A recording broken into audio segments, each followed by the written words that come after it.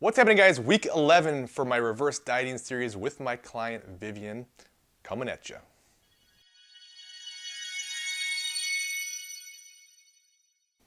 Okay, so kind of a tough week for Vivyen and got back into some of the kind of binging tendencies that had been going away for a little while. So it's good to show that and talk about some things and just understand that, hey, like even though things have been going really well and she's in a much better spot mentally, that doesn't mean that you're just magically fixed like that, right? Like you don't have a few years worth of a tough relationship with food and then just all of a sudden, within a few weeks, just boom, you're just better. It just doesn't work that way.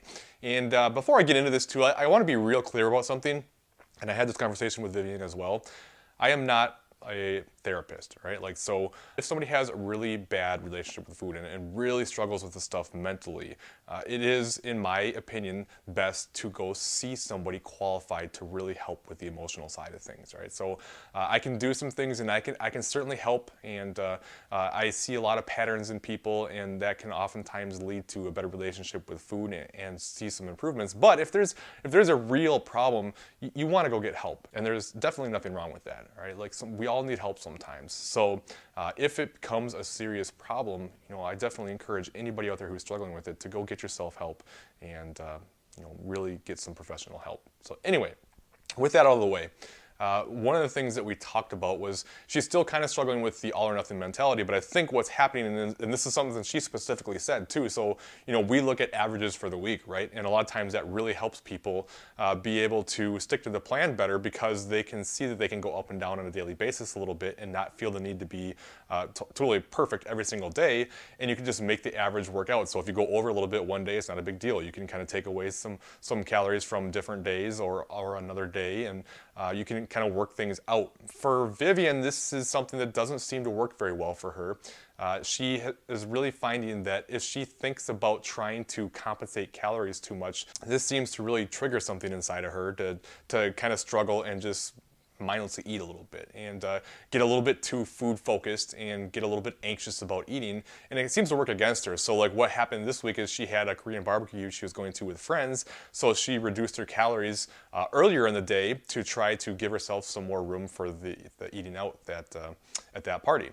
And this is a strategy that works really well for a lot of people. Some people it does not work so well. And this is why we always have to think about the individual, and you have to understand that you are a unique individual and you have different preferences and different things make you tick, and so what works for one person won't necessarily work for another. So some people can save up a bunch of calories for the day and then go and then just have fun and be able to include all that food and be in a good spot. Other people, it just triggers something in them psychologically, whether they get too anxious about food or perhaps they get so hungry from not eating all day that they just go absolutely crazy because they're just ravenous by the time they get to the party or whatever they're going to at night, that they just can't stop because they're so hungry. And if that's something that happens with you, you need to figure out a better strategy that works better for you. So she is finding that if she saves calories, she gets really food focused and starts worrying about how she has to go so long without eating or not being able to eat as much. And by the time she gets there and does it,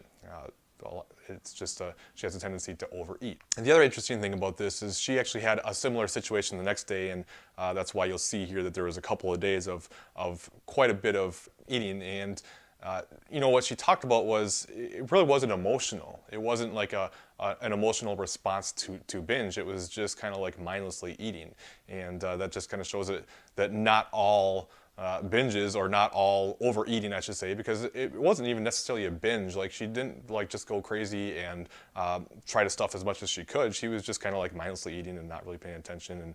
And as it depends on how you want to define the word, but there was no kind of emotional response to this, which is different from the past. So then she had another day. The very next day was kind of a similar thing where things were kind of out of the norm, and it was a different day than usual, and it just kind of turned into another day of since we kind of off plan a little bit, it just kind of got into the all or nothing routine a little bit and just overdid it. So it happens, but you know what? Back on track, and we talked about it and we discussed some strategies. So one of the things I told her that can be a real big help for a lot of people, and I just find that there's something very powerful about this, and that is when you get in a situation where you realize that you're overeating, or you feel like you're binging, or you feel like you're about to binge especially, stop yourself and talk to yourself out loud. And this is extremely important, the out loud part, right? Literally talk to yourself out loud. I know it probably sounds like you're a crazy person, but trust me, this really works.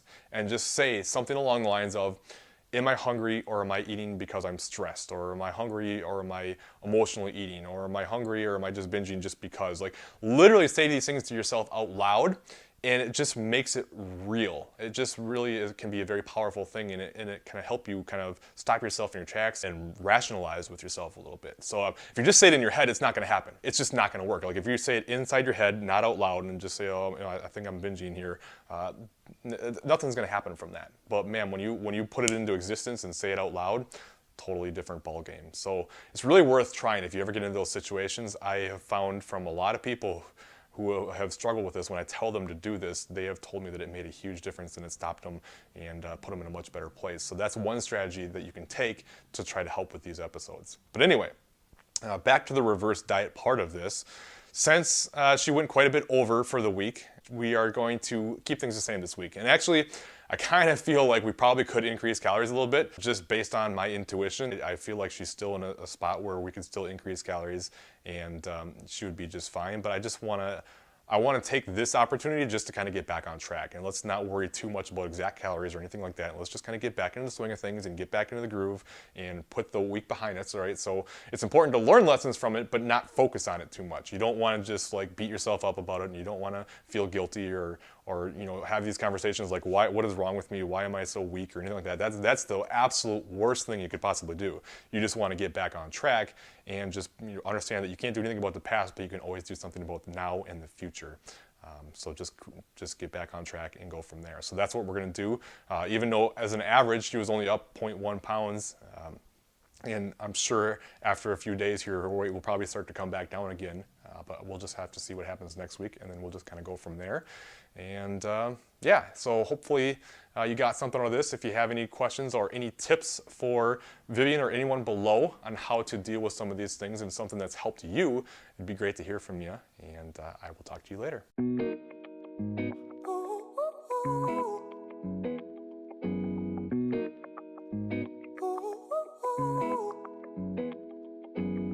I'm addicted to the love that you're giving. Every minute, every day I've been craving.